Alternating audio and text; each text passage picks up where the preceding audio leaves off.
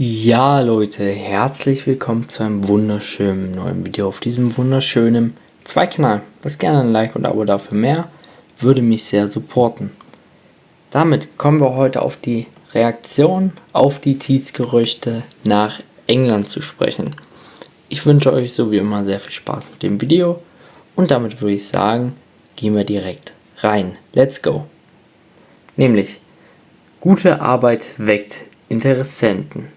Das gilt offenbar auch für den Trainer des 1. FC Magdeburg, was über die Gerüchte bekannt ist und wie der FCM diese einordnet, seht ihr hier in diesem wunderschönen Video.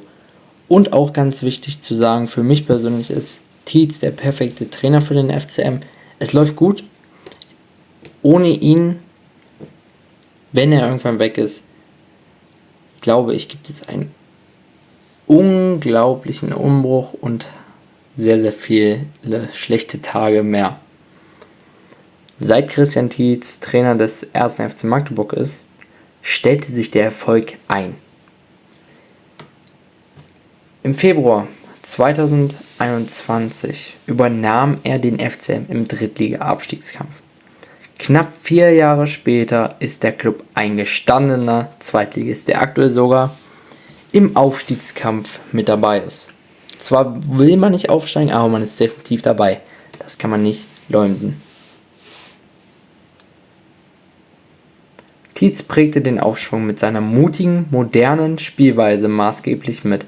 Als Coach ist seine Handschrift klar erkennbar. Woche für Woche wird der 1. FC Magdeburg von gegnerischen Trainern gelobt und gewürdigt. Da wundert es wenig, dass Tietz auch über die Landesgrenzen hinaus einen guten Ruf genießt. Obacht, 1. FC Magdeburg. Die Insel beobachtet ganz genau euren Cheftrainer, sagte Sky-Reporter Philipp Hinze nun in der Sendung Transfer Update. Konkrete Vereinsnamen wurden nicht genannt. Jedoch soll es sich um Erstligisten handeln. Man hat es ja schon mal gesehen.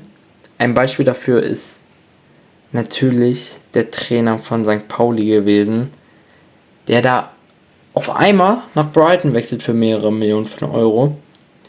Ist für mich aber auch ein sehr, sehr guter Trainer, der das sehr, sehr gut gemacht hat. War erst Co-Trainer bzw. Interimstrainer, ich weiß nicht mehr ganz genau, wie das war. Und hat dann einen unglaublichen Aufstieg geschafft mit seinem modernen Fußball. Gute Leistungen erbracht und ist verdient aktuell einer der besten deutschen Trainer, die es so gibt. Auf dem Markt, auf jeden Fall. Deswegen, Tietz könnte da natürlich folgen. Wenn man nach England wechselt, ist man definitiv eine große Persönlichkeit. In England habe Tietz einen Markt und sei wegen seines Spielstils sehr anerkannt. Der 53-Jährige selbst sei alles andere als verschlossen vor einer neuen Herausforderung. Aber er ist auch in Magdeburg zufrieden, was er immer wieder betont und was tatsächlich auch wahrscheinlich die FCM-Fans so glücklich macht.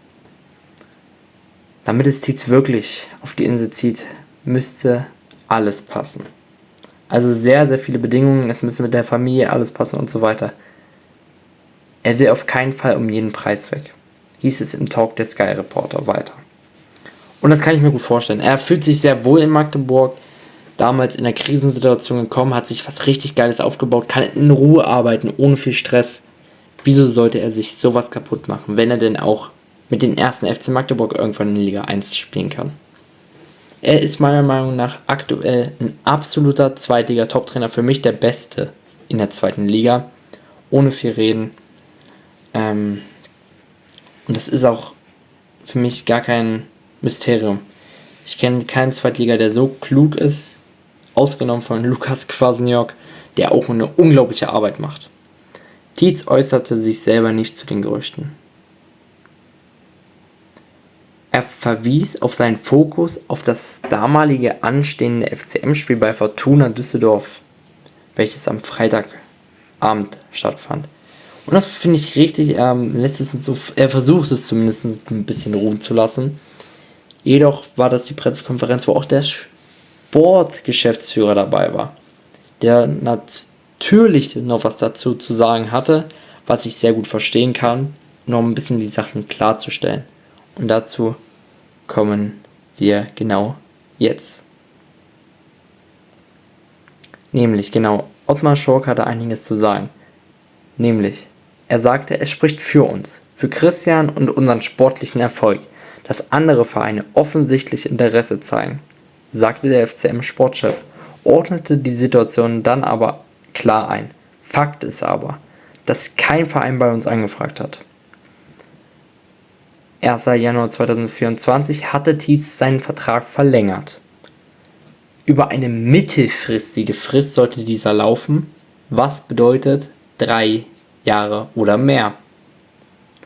Was dann natürlich auch heißt, dass er bis mindestens 2026 gebunden ist an den FCM, was auch wieder ein FCM-Fan natürlich glücklich machen wird. Für mich ist es, wie gesagt, immer noch der perfekte Trainer und wird auch bleiben, auch bei von mir aus einem Regionalliga-Abstieg.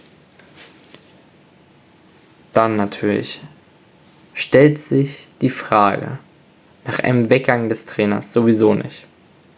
Er betonte dabei, wir arbeiten gut zusammen, planen in die Zukunft und es gibt keinerlei Anzeichen, dass das anders sein sollte. Dass der Coach mit seiner erfolgreichen Arbeit Interesse weckt, gehört letztlich zum Tagesgeschäft im Profifußball. Und es zeigte sich immer wieder im deutschen Profifußball, dass wenn ein Trainer länger beim Verein ist und das Vertrauen bekommt, dass es sich auszahlt. Natürlich kann es sich auch kurzfristig auszahlen. Siehe Company bei den Bayern. Aber vor allem auch ein Christian Streich zeigte, was es heißt, vereinstreu zu sein und den Verein natürlich hochzubringen. Und da gibt es natürlich noch das perfekte Beispiel, der Heidenheim-Trainer. Unglaublicher Typ, muss man sagen. Und macht es absolut gut da in Heidenheim. Zu 100% ein klasse Trainer. Und ich will gar nicht darüber reden, wie unglaublich wichtig es wäre, wenn Tietz noch 2 Jahre bei uns ist. Denn irgendwann könnte es tatsächlich soweit sein, dass wir in die erste Liga aufsteigen. Und na klar, niemand will unbedingt aufsteigen. Aber der FCM wird noch einiges zeigen. Und da bin ich mir sehr sicher, gehört irgendwann auch der Aufstieg dazu. Schreibt eure Meinung unbedingt wieder in die Kommentare, würde mich unglaublich interessieren. Lasst gerne ein Like und ein Abo da. Und damit sehen wir uns hoffentlich beim nächsten Mal wieder. Und damit ciao Leute und bis zum nächsten Mal.